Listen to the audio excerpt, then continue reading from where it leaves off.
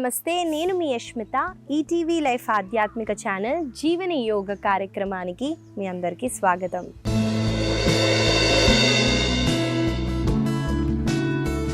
ఎలా ఉన్నారండి మీరంతా? నేనైతే చాలా బాగున్నాను. మీరందరూ కూడా బాగుంటారు, ఎందుకంటే మీరు జీవన యోగాని అలవాటు చేసుకున్నారు కాబట్టి. ఇవాళ మన సాధనలో మనము షత్ క్రియ అంటే క్రియలు అంటే క్లెన్జింగ్ టెక్నిక్లని, షత్ అంటే సిక్స్ క్లీనింగ్ టెక్నిక్లని, అంటే మన లోపల శరీరాన్ని ఎలా క్లెన్స్ చేయాలో అందులో కొన్ని ఇవాళ తెలుసుకుందాము. మరో రోజు ఇంకొన్ని నేర్చుకుందామండి. ముందుగా ఈ ఆరిట్లో వచ్చేది కపాలభాతి అండి. ఇది మీరు ఎక్కడో వినుంటారు కదా. ఇది ఒక ప్రాణాయామం అండి. కపాలభాతి అంటే జస్ట్ మనము ఈ భాగంలో చూడండి, శ్వాసని తీసుకుంటూ శ్వాసని వదిలేటప్పుడు మనము పొట్టని లోపలికి తీసుకెళ్తాము.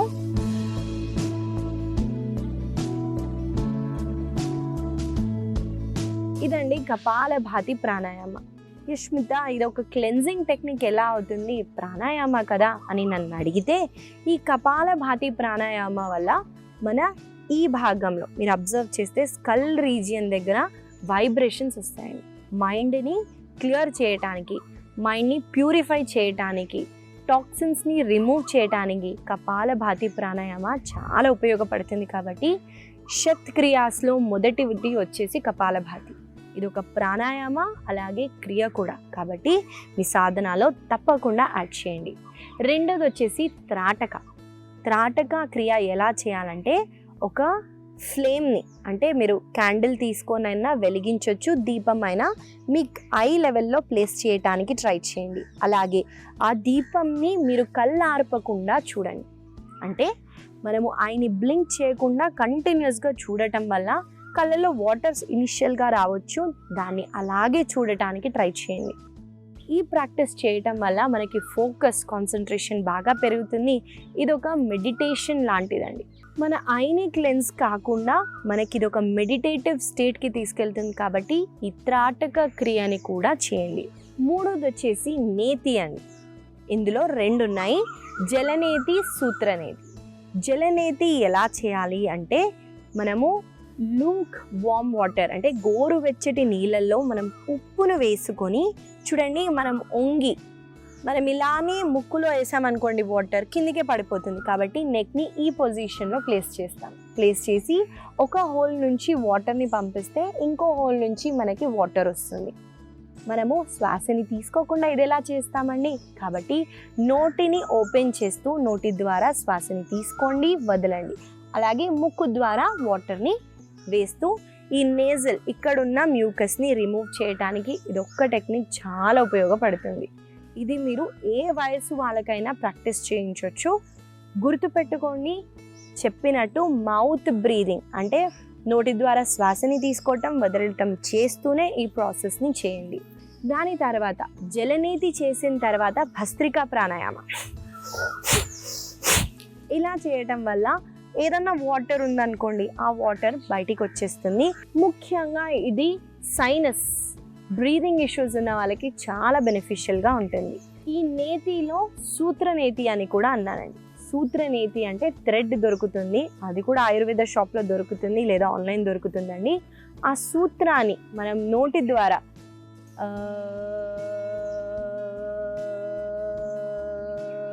అని సౌండ్ చేస్తూ మనము మౌత్ ద్వారానే శ్వాసని తీసుకోవటం, వదలటం చేస్తూ ముక్కు ద్వారా ఆ థ్రెడ్ని లోపలికి వేయటం వల్ల అది మౌత్ నుంచి నోటి ద్వారా దాన్ని బయటికి తీస్తామండి. తీసుకొచ్చి ఆ రెండింటిని అటాచ్ చేస్తూ మనము ఇలా అప్ అండ్ డౌన్ మూమెంట్ చేయటం వల్ల ముక్కులో ఉన్నదంతా బయటికి వచ్చేస్తుంది. ముక్కు, మౌత్ అంతా మ్యూకస్ ఎక్కడైతే అక్యుములేట్ అవుతుందో అదంతా బయటికి వచ్చేస్తుంది.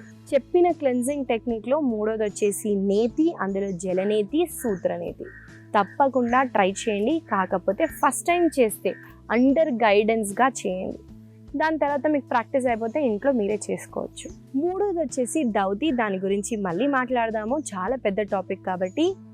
నాలుగోది వచ్చేసి నౌలి అండి. నౌలిలో మనకి మధ్యమ నౌలి, వామన నౌలి, దక్షిణ నౌలి, నౌలి చలాన 4 ఉంటాయి. మధ్యమ నౌలి అంటే శ్వాసని తీసుకోవాలి, శ్వాసని వదిలేటప్పుడు పొట్ట భాగాన్ని లోపల స్క్వీజ్ చేయాలి. దీన్ని మధ్యమ నౌలి. దీన్నే కుడి వైపున తీసుకెళ్తే వామన నౌలి, మళ్ళీ ఇటువైపు తీసుకెళ్తే దక్షిణ నౌలి.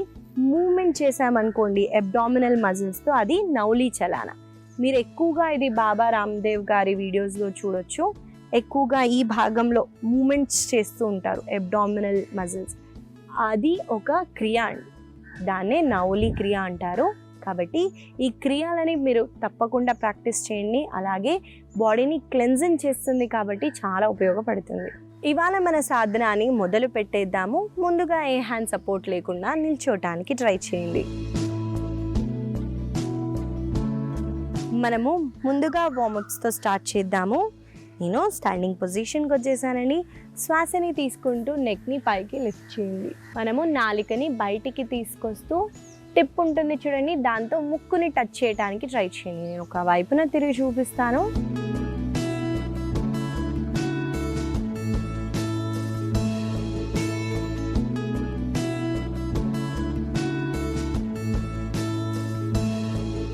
చూసారు కదండి, ఈ ప్రాక్టీస్ మనకి ఈ భాగంలో చాలామందికి ఫ్యాట్ ఉంటుందండి. అలాంటి వాళ్ళకి ఈ ప్రాక్టీస్ చేయటం వల్ల తప్పకుండా చేంజెస్ చూస్తారు, జాలైన్ వస్తుంది. కాబట్టి మనం కలిసి ప్రాక్టీస్ చేద్దాము. నాతో పాటు మీరు చేయండి.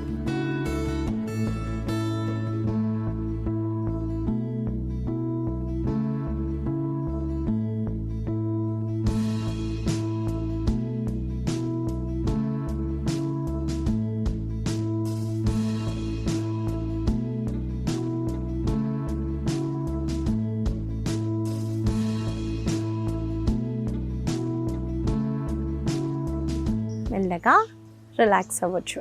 నాకైతే టచ్ అవ్వట్లేదండి, మీకు అయ్యిందా నాకు తెలియచేయండి. తర్వాత శ్వాసని తీసుకుంటూ సెంటర్లో, శ్వాసని వదిలేటప్పుడు కుడి వైపున ట్విస్ట్. మళ్ళీ శ్వాసని తీసుకుంటూ సెంటర్లో, శ్వాసని వదులుతూ ఎడమ వైపున ట్విస్ట్. నాతో పాటు మీరు చేయండి.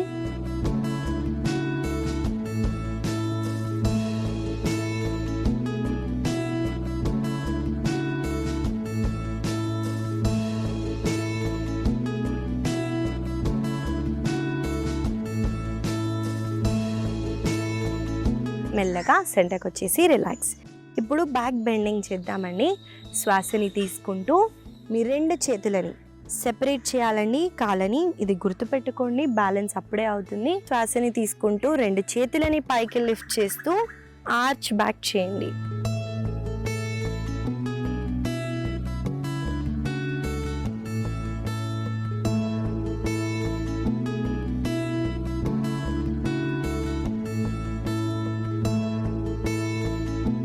మీకు హ్యాండ్స్ లిఫ్ట్ చేసి కష్టంగా ఉంటే హ్యాండ్స్ని వేస్ట్ పైన ప్లేస్ చేస్తూ ఈ వేస్ట్ రీజియన్ని ముందుకి పుష్ చేస్తూ ఆర్చ్ బ్యాక్ చేయండి.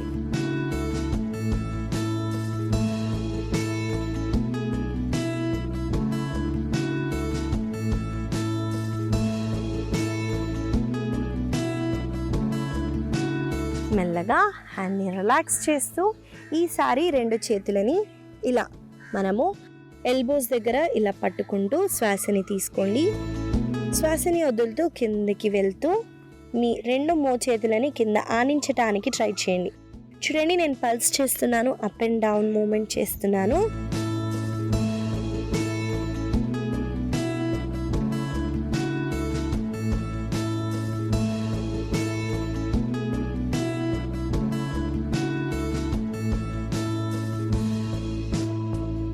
మెల్లగా శ్వాసని తీసుకుంటూ పైకి వచ్చేసి రిలాక్స్ అవ్వచ్చు.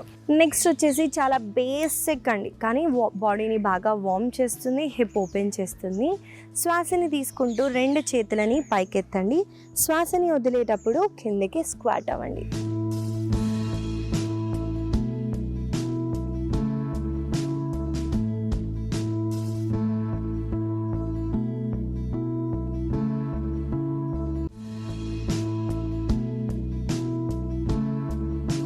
దీనివల్ల లెగ్స్ కూడా స్ట్రెంగ్తన్ అవుతాయండి.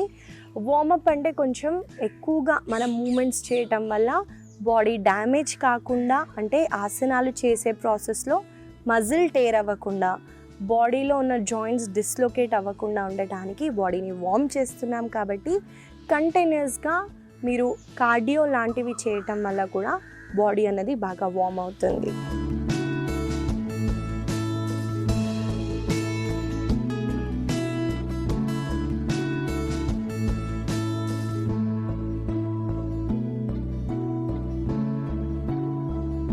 ఇప్పుడు మెల్లగా చూడండి, 2 చేతులని పైకెత్తుతూ మెల్లగా మీ సీటుని పైకెత్తుతూ ముందుకి బెండ్ అవ్వండి.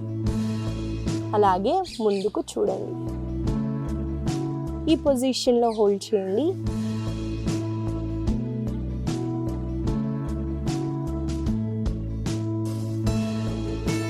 మెల్లగా రిలాక్స్ అవుతూ పైకి వచ్చేసి రిలాక్స్ అవ్వండి. ఇవాళ మన వార్మప్స్. మనము మన ఆసన సాధనాన్ని మొదలు పెడదామండి. ముందుగా ఇవాళ మనం చేయబోయే ఆసన పేరు అర్ధ చంద్రాసన. చూసేద్దాము ఆసన ఎలా చేయాలో. ఈ ఆసన చేయటానికి నేను ఒక వైపున తిరుగుతున్నాను. చూడండి, 2 కాళ్ళని మోకాలని జోడిస్తూ తాడాసనాలో నిల్చోండి. తర్వాత నేను ఎడమ కాళ్ళని వెనక్కి తీసుకెళ్ళానండి. 1 స్టెప్ బ్యాక్. ఎక్కువగా వెళ్ళలేదు. మెల్లగా 2 చేతులని షోల్డర్స్కి ఇన్లైన్ చేస్తూ స్ట్రెచ్ చేయండి.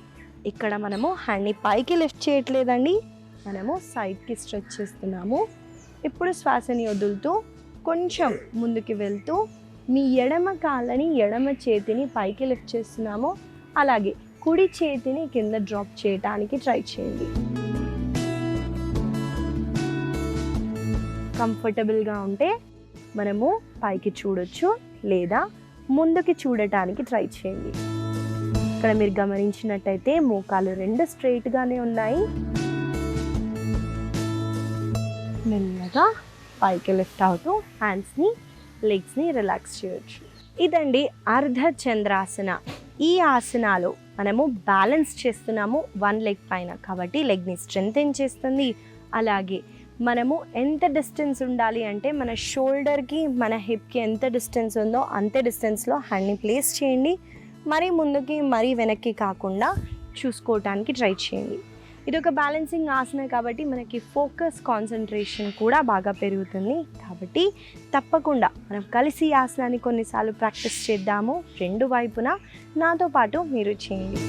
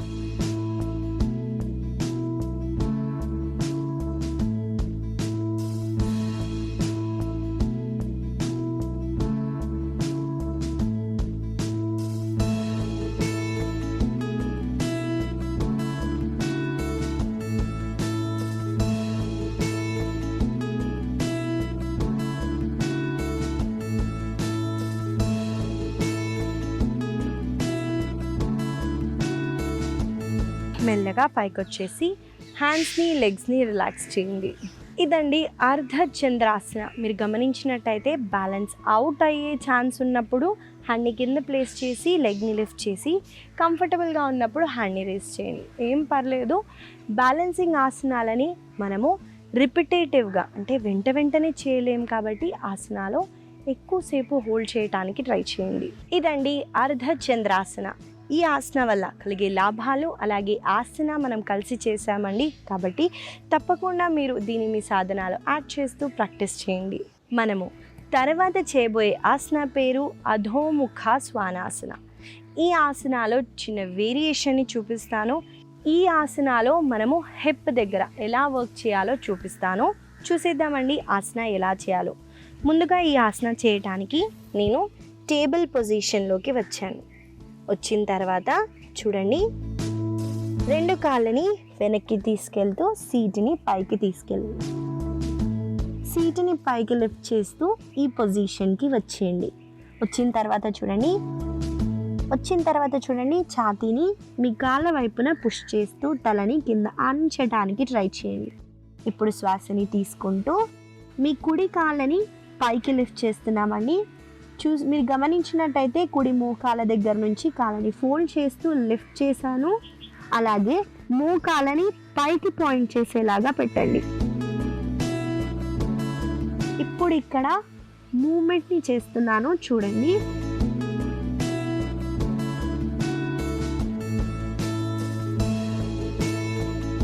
అలాగే రివర్స్లో కూడా చేస్తాం.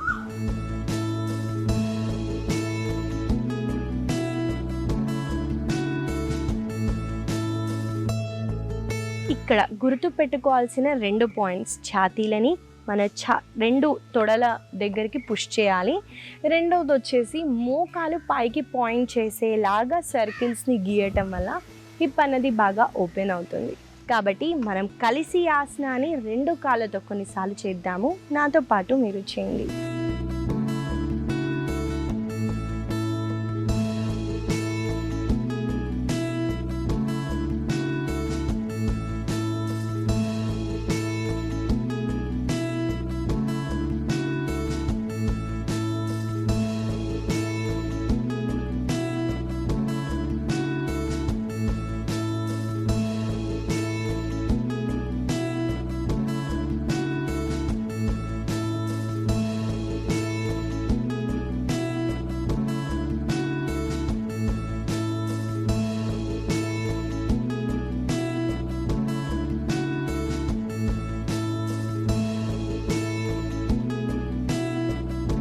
ఒక కాళ్ళతో చేసిన తర్వాత రెస్ట్ తీసుకొని మళ్ళీ వేరే కాళ్ళతో కంటిన్యూ చేయండి.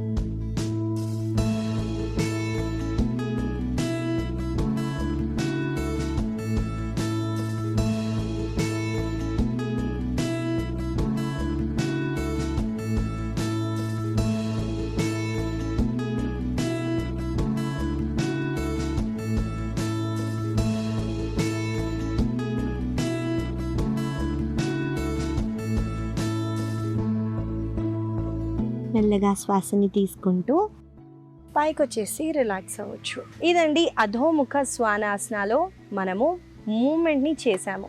ముఖ్యంగా అధోముఖ చేసినప్పుడు హ్యాండ్స్ మీద ఎక్కువగా ప్రెషర్ పెట్టి హోల్డ్ చేసామండి. కాబట్టి హ్యాండ్స్ని వ్రిస్ట్ని స్ట్రెంగ్తెన్ చేస్తుంది. కాళ్ళల్లో ఉన్న వెనకాల భాగానికి మనకి మంచి స్ట్రెచ్ ఉంటుంది. ఇక్కడ హిప్ మూమెంట్ని చేసామండి. హిప్ ఓపెన్ అవుతుంది. అలాగే హెడ్ని కింద ప్లేస్ చేసాం కాబట్టి బ్లడ్ సర్క్యులేషన్ ఎక్కువగా ఈ భాగానికి వెళ్ళి స్కిన్ని గ్లో చేయడానికి, హెయిర్ గ్రోత్ కూడా చాలా ఉపయోగపడుతుంది. కాబట్టి ఈ ఆసనాన్ని మీరు తప్పకుండా మీ సాధనాలు యాడ్ చేస్తూ ప్రాక్టీస్ చేయండి. ఇవండి ఇవాళ మన ఆసనాలు. మనము బ్యాలెన్సింగ్ ఆసన అలాగే స్ట్రెంథనింగ్ ఆసనాన్ని అయితే చేసాము. వీటిని గుర్తుపెట్టుకుంటూ రోజు పొద్దున సాయంత్రం వేళల్లో తప్పకుండా ప్రాక్టీస్ చేయండి. ఇవాళ నేను మీకు ఇచ్చే చిన్న సలహా ఏంటంటే అండి, మనము క్రియాల గురించి మాట్లాడాము. అంటే క్లెన్జింగ్ టెక్నిక్, శరీరంలో ఉన్న టెక్నిక్ని మనం తెలుసుకున్నాము. దీనితో పాటు మన కల్చర్లో మనకైతే ఎక్కువ ఫెస్టివల్స్ ఉంటాయండి. ఈ ఫెస్టివల్స్ ఎందుకు ఉంటాయంటారు? మనము ఇల్లు క్లీన్ చేస్తామండి. ఏ పండగ రాని ఇల్లంతా శుభ్రం చేస్తాము. మూల నుంచి తీసి క్లీన్ చేస్తామండి. ఇలా చేయటం వల్ల మన సరౌండింగ్స్లో నెగిటివిటీ ఉండకుండా మన మైండ్ని కూడా శుద్ధి చేస్తుందండి. మీరు గమనించండి, కొంచెం టైం తీసి మీ ఇల్లు క్లీన్ చేసుకోండి, మీకు తెలియకుండానే ఆ షిఫ్ట్ అవుతుంది. అంటే మైండ్ కూడా సరౌండింగ్స్ బట్టి మన మైండ్ కూడా ఉంటుంది. కాబట్టి ఈ లోపల క్లీన్ మన శరీరంలో ఎలా చేయాలో తెలుసుకున్నాము. దానితో పాటు మీ సరౌండింగ్స్ని క్లీన్గా ఉంచుకోవడానికి ట్రై చేయండి. ఈ చిన్న సలహా మీకు ఉపయోగపడుతుందని ఆశిస్తూ మళ్ళీ కలుద్దాం.